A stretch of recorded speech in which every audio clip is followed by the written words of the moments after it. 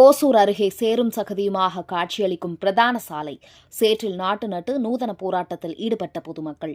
கிருஷ்ணகிரி மாவட்டம் ஓசூர் அருகே கோவிந்தா அக்ரஹாரம் மற்றும் பேகேபள்ளி பகுதியில் எழில் நகர் குடியிருப்பு பகுதிக்கு செல்லும் சுமார் 1 கிலோமீட்டர் தொலைவிலான பிரதான சாலை பழுதாகி குண்டும் குழியுமாக இருந்தது. இந்த சாலையை தார் சாலையாக புதுப்பிக்க ஏற்கனவே டெண்டர் விடப்பட்டு சுமார் 45 லட்சம் ரூபாய் செலவில் தார் சாலை அமைப்பதற்கான அனுமதியும் வழங்கப்பட்டுள்ளது. இந்த நிலையில் தொடர்ந்து இந்த சாலையை புனரமைப்பதற்கான பணிகள் துவங்கப்படாமல் உள்ளன என பொதுமக்கள் குற்றம் சாட்டுகின்றனர். இதனிடையே அந்த சாலையில் ஏர்டெல் தனியார் நிறுவனம் கேபிள் பதிப்பதற்கான சாலையை தோண்டி சரிவர மூடாமல் சென்று உள்ளனர். இதனால் கடந்த சில தினங்களாக இந்த பகுதியில் பெய்து வரும் மழை காரணமாக அந்த சாலை சேரும் சகதியுமாக காட்சியளிக்கின்றன.